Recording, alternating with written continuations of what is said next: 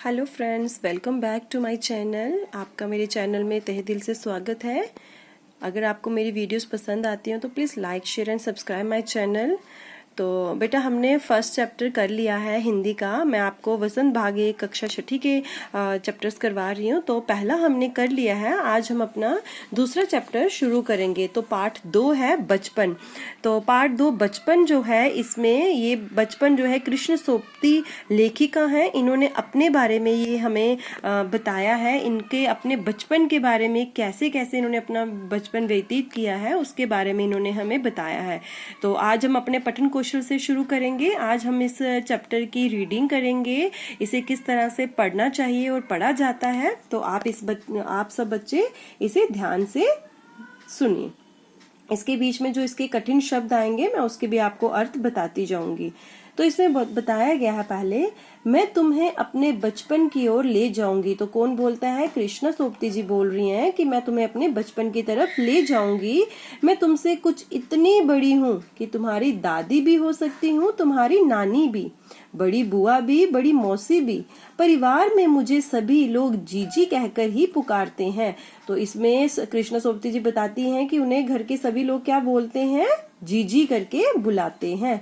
हाँ, मैं इन दिनों कुछ बड़ा बड़ा यानी उम्र में सियाना महसूस करने लगी। सियाना मतलब उनको लग रहा है कि मैं बहुत बड़ी हो गई हूँ, शायद इसलिए कि पिछली शताब्दी में पैदा हुई थी। पिछली शताब्दी मतलब शताब्दी बोलते हैं पिछली सदी को, ठीक है। पिछली सदी में मैं पैदा हुई थी। मेरे पहनने ओढ़ने में भी काफी बदलाव आए हैं।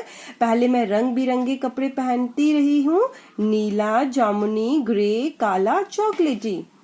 अब मन कुछ ऐसा करता है कि सफेद पहनो, गहरे नहीं, हल्के रंग। मैंने पिछले दशकों में तरह तरह की पोशाकें पहनी हैं। दशक बोलते हैं 10 वर्ष की जो अवधि होती है उसे दशक बोलते हैं। तो कहते हैं पिछले 10 वर्षों पहले मैं बहुत अच्छे अच्छे कपड़े, डार्क कलर्स के कपड़े पहनती थी, पर अब मेरा मन करता है कि मैं हल्के रंग के कपड़े पहनूं, जैसे सफेद हो जाए। पहले फ्रॉक, फिर निक्कर, वॉकर, स्कर्ट, लहंगे, गरारे और अब चूड़ीदार और घेरदार कुर्ते। उन्होंने अपने कपड़ों के बारे में बताया है कि मेरा कैसे मन करता था कि पहले देखो, उन्होंने भी अपने बचपन में फ्रॉक्स, निकर सब पहनी है, स्कर्ट्स, लहंगे सब पहने हैं, पर अब उनका होता है कि मैं चूड़ीदार और घेरदार कुर्ते ही पहनूं। बचपन में कुछ फ्रॉक तो मुझे अब भी याद है, अब तक याद है। उनको अपने बचपन की यादें याद हैं कि वो क्या क्या पहनते थे, उसके बारे में बता रही हैं। हल्की नीली और पीली धारी वाली फ्रॉक, गोल कॉलर और बाजू पर भी गोल कफ, एक हल्के गुलाबी रंग का बारीक चुनटों वाला घेरदार फ्रॉक, नीचे गुलाबी रंग की फ्रिल, फ्रिल बोलते हैं झालर को। तो इनको अपनी फ्रॉक के बारे में, ये अपनी फ्रॉक के बारे में बता रहे कि मुझे अभी वो फ्रॉक याद है। मेरी नीली और पीली धारी वाली फ्रॉक थी जो इनको बहुत अच्छी लगती थी। तो उसमें हल्के गुलाबी रंग की बारीक चुनटों वाली घेरदार फ्रॉक थी। तो अपनी फ्रॉकों के बारे में यहाँ उन्होंने बताया है। उन दिनों फ्रॉक के ऊपर की जेब में रुमाल और बालों में इतराते रंग बिरंगे रिबन का चलन था। तो ये बता रही हैं कि जिस समय ये अपनी फ्रॉक्स पहनती थी, उस समय, उस जमाने में क्या हुआ करता था कि जेब वाली, मतलब रुमाल रखने के लिए एक जेब होती थी, पॉकेट रहती थी, और बालों में रंग बिरंगे रिबन लगाए जाते थे। लेमन कलर का बड़े प्लेटों वाला गरम फ्रॉक जिसके नीचे फर टंकी थी। 2 ट्यूनिक भी याद हैं, एक चॉकलेट रंग का और अंदर की कोटी प्याजी, दूसरा ग्रे और उसके साथ सफेद कोटी। कोटी मतलब जैसे जैकेट जैसी रहती है, वैसी उनकी फ्रॉक्स थी। मुझे अपने मोजे और स्टॉकिंग भी याद है। बचपन में हमें अपने मोजे खुद धोने पड़ते थे। देखो, उस समय में भी इतनी बड़ी लेखिका तो अभी बनी है, उस समय उनके जब वो बचपन की थी तो तब वो अपने मोजे खुद धोती, मतलब अपनी सॉक्स वो खुद धोती थी।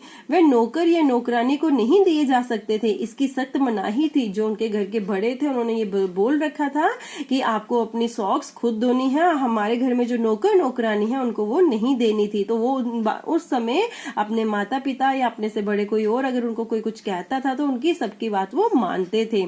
हम बच्चे इतवार की सुबह इसी में लगाते, धो लेने के बाद अपने अपने जूते पॉलिश करके चमकाते। जब जूते कपड़े या ब्रश से रगड़े जब जूते कपड़े या ब्रश से रगड़ते तो पॉलिश की चमक उभरने लगती। तो ये बता रहे कि देखो किस तरह से ये अपना जो इतवार होता था, अपना संडे जो होता था, उस दिन क्या करते थे, सॉक्स धोते थे, फिर अपने शूज पॉलिश करते थे और उसे कपड़े से रगड़ रगड़ के चमकाते थे। तो आप सब बच्चे मुझे कमेंट बॉक्स में जरूर बताना कि कौन कौन बच्चा अपने सॉक्स खुद धुलता है और अपने जूते भी खुद पॉलिश करता है। सर्वर, मुझे आज भी बूट पॉलिश करना अच्छा लगता है, हालांकि अब नई नई किस्म के शू आ चुके हैं। कहना होगा कि ये पहले से कहीं ज्यादा आरामदेह है। हमें जब नए जूते मिलते उसके साथ ही छालों का इलाज शुरू हो जाता। जब भी हम नए जूते पहनते हैं तो आप बच्चों का भी किसी किसी में होता होगा, नए जूते पहन से ना छाले पड़ जाते हैं, तो इनको भी उस समय होता था। कहते जैसे ही छाले पड़ते तो उसका इलाज भी साथ में हम शुरू कर देते।